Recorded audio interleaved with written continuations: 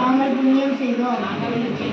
ஆதியாசி லிங்கேஸ்வரருக்கு பஞ்சாமிர்த அபிஷேகம் காண கலங்களால் அபிஷேகம் காண புண்ணியம் செய்தோம் ஐயா.